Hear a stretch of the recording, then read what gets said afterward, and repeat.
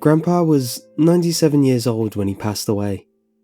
He lived far from where his 3 children had settled. Grandma died when I was a small child, and he ended up remarrying another woman a few years later who demanded that he move out west so that she could be nearer to her sons. She was a piece of work, was Grandma Hester. We all wondered how Grandpa could stand her. It turns out that perhaps he could not. We're not precisely sure when he developed dementia, but it was probably years before we noticed it. He'd tell us about people he was speaking to or visit with, or a trip he took. Years later, after he learned he was suffering from dementia, we learned that conversation, that visit, or that trip never actually happened. For all we really know, any story he told us from the last decade and a half leading up to his coming back east could be a false memory. We would have no way of knowing. Hester rarely communicated with us herself. Probably our first clue that Grandpa wasn't himself anymore happened a few weeks after he came back east to live with my parents. Most of the family had settled in one area, my wife and I in the south end of our city, as did one of our cousins, but my father and his 2 sisters all lived in the north, within driving distance of each other. A few of my aunt's children had moved out of town, and my brother had as well, but there was still enough of us around that Grandpa could visit with. We would often have gatherings at my parents' house where Grandpa would either hold court with some story or would go to sleep. One afternoon, my daughter, Brianne, who was in her late teens at the time, came in from playing with my cousin's kids and sat down at the table where Grandpa had been napping. He suddenly woke and smiled at her. "Well, hello, Claudia," he said, brightly. Claudia was my aunt, Dad's younger sister. "I'm Brianne, Grandpa," said my daughter. "No," said Grandpa, almost sounding offended. "You're my daughter, Claudia." Later that month, he told my aunts and uncles the story of how he came out east after living with Hester got to be too much. "I prayed to the Lord," said Grandpa, "and the next thing I knew, Martin was there." Martin was my father. I remembered him driving out to the tinny, cold house on the hill in Colorado to get Grandpa. He had not come due to any divine intervention. He had come because Grandpa called him in the night and pleaded with him to come get him. We all loved Grandpa, but caring for him was not easy. For one thing, Grandpa had gotten it into his head that he was a young, single man with many years ahead of him, and the only thing missing was a young woman at his side. If he spoke for any length of time with a younger woman, he became convinced that she was in love with him, and that perhaps she should be his new bride. Hester was even still alive at this point. He had forgotten her utterly. The women he made advances on included my mother, 2 of my cousins, and my own wife.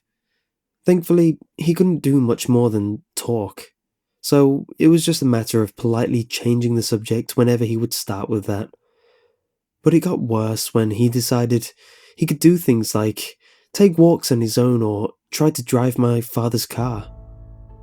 Dad and Mom didn't let him go on walks by himself, but that didn't mean he didn't sneak away sometimes when Dad was away and Mom was in the basement.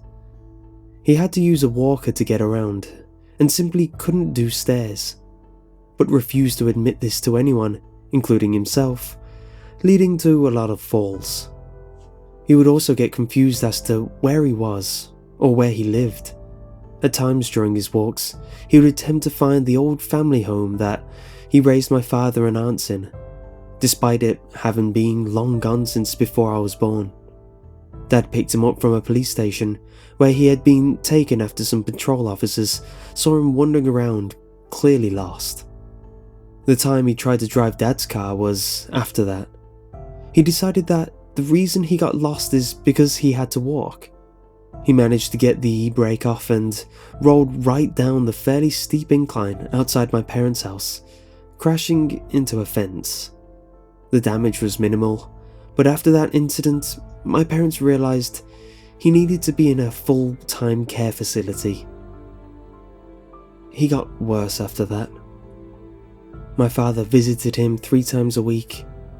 I have no idea how often my aunts went, or if they even did. I tended to only go when there was a family gathering, and increasingly, I began to realise that he had no clue who I was. He'd smile and greet me as though I was someone he had just met. He'd tell me about his children, describing them as little kids, and even going as far as to invent a friend who was looking after them while he was in this home with all these old people. Grandpa was 93 at the time. He was much older than any of the others who lived there, but somehow they were the old people, while he was not. But when I say it got worse, I mean, he changed. The false memories, the refusal to acknowledge that he was elderly, the attempts to chat up ladies, and inability to remember that his children were grown and that he had grandchildren and great-grandchildren, had been a part of who he was for years, ever since his early 80s. But he had never been violent before. That changed one night when Dad was called to come to the facility quick. Grandpa had wandered into the wrong room and had come out screaming, raising his walker up in the air and slamming it into the ground, taking a few swings at people who tried to calm him down. He began accusing the staff of stealing his things.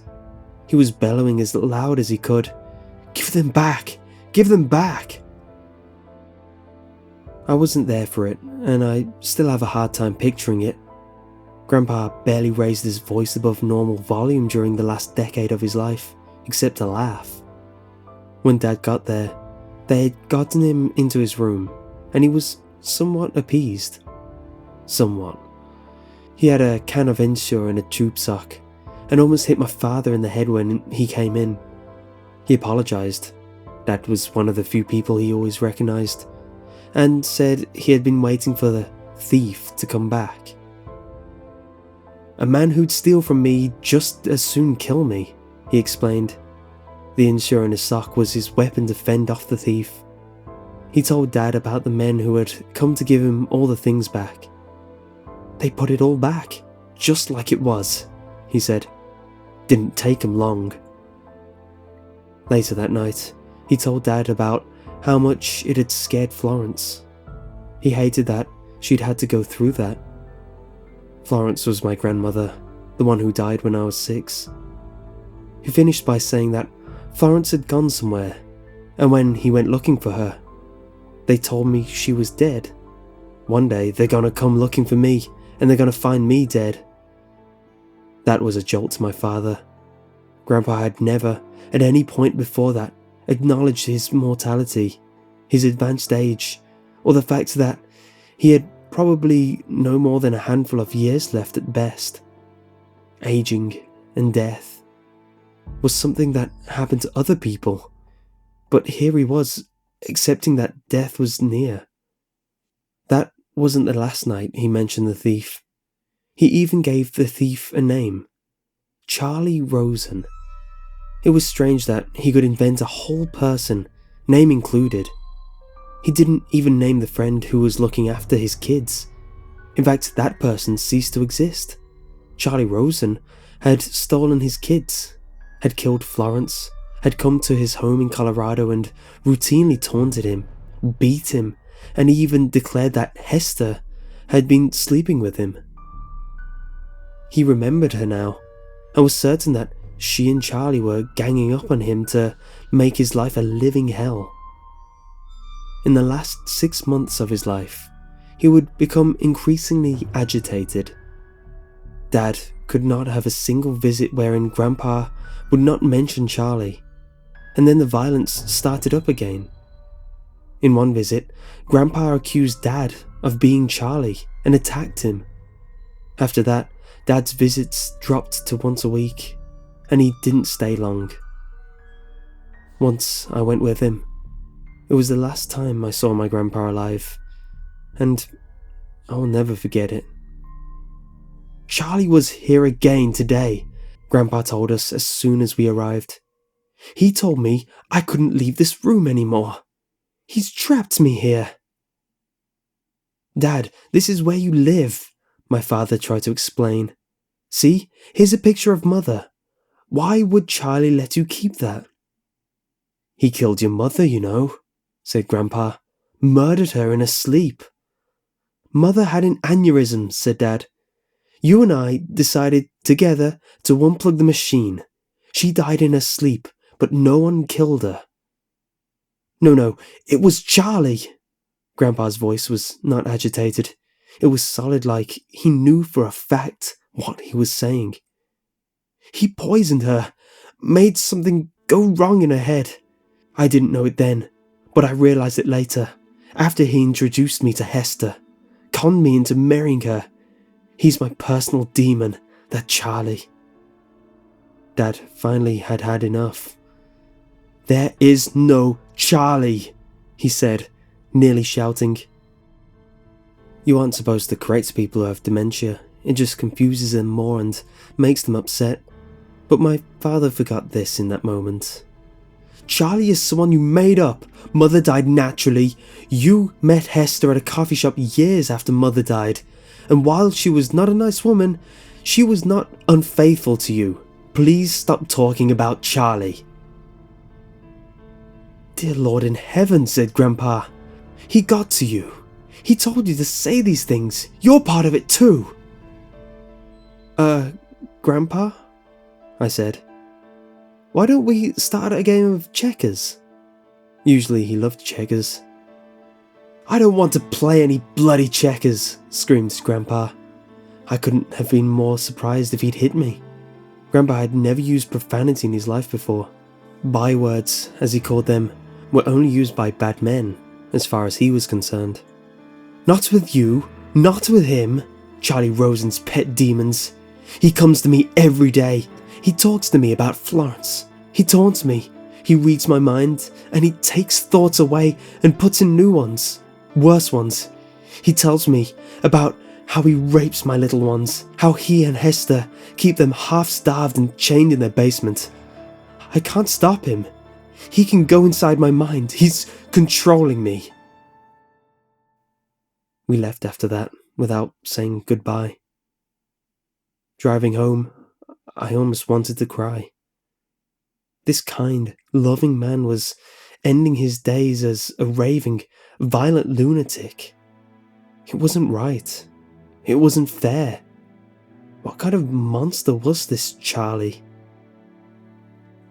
That thought stopped me cold. For an instant, I'd accepted that Charlie was real. Giving my head a shake, I resolved to think about something else. But an image of Charlie had been forming in my mind, beginning a few months back, when Grandpa had first started talking about him. I only now realized that when Grandpa spoke of this demonic man, I was picturing him in my mind, and I could see him as clearly as I could memories of real people. I thought of the last time I had visited Grandpa in that tiny house in the mountains of Colorado when I was a teenager, sitting at that little round table while Hester served us some of her inedible gloop. And I would see a man standing in the corner of the kitchen, watching us eat. A tall, gangly man with leathery skin stretched over sharp-looking bone and corded muscle, shaggy grey hair hanging down, obscuring the upper part of his face, his smile stretching like a knife slash across his jaw. I thought of the wedding. I was 12 years old. I met Hester for the first time, and standing a ways behind her was that same man. I remember a family gathering at the facility Grandpa was concurrently staying at. Didn't we pass that man in the hall once? No, of course not. These were just images my mind had cooked up the more Grandpa talked about this shady character that never existed. The brain can do that. Insert false people into your memory, just because you decide, subconsciously, to remember them. It doesn't mean you're insane. It's just another way for your brain to play tricks on you. Grandpa had invented a person who he talked about with such conviction, as though Charlie was real. So my mind had conjured up a Charlie Rosen. But there was no Charlie Rosen. Grandpa died 2 months later. I remember the funeral like it was yesterday. I still wake up at night in a cold sweat remembering. Everything was normal at the start. My parents, my aunts and uncles, my wife and I and our children, my brother and his wife and their son, my cousins, their spouses and their children. We all gathered under the same roof for the first time in years. No one was missing. No one was out of town and couldn't make it. 2 of my cousins I hadn't seen since they were children. It was nice to catch up with them. The service was nice as well. The pastor who served the spiritual needs at Grandpa's facility was the officiator. Grandpa looked calm and peaceful, whole, so unlike what he had been in the last few months of life. I started to feel calm myself. Grandpa was where he belonged now, where the devils of his own fevered, decaying brain couldn't get to him anymore. And then we drove to the cemetery. The coffin was lowered. We all sprinkled a handful of dirt on the coffin and began our walk back to the cars. And then the gravedigger came out of the shadows to start shoveling the rest of the dirt. I could barely read the embroidered name tag on his coveralls. It looked like Sea Rose or Sea Risen or... No, it couldn't be. He was tall, gangly with leathery skin, sharp-looking bones, corded muscles, long grey hair, and that smile. That smile haunts my nightmares to this day. I watched as this phantom dumped shovelful after shovelful of dirt on my grandfather's coffin. He was laughing, softly under his breath, but I've never heard such cruel laughter. Today, I felt like I had to write all this down, to make sure I remember it all, before things get worse. Because today, my father called me to complain that Charlie was driving past his house and staring in his windows.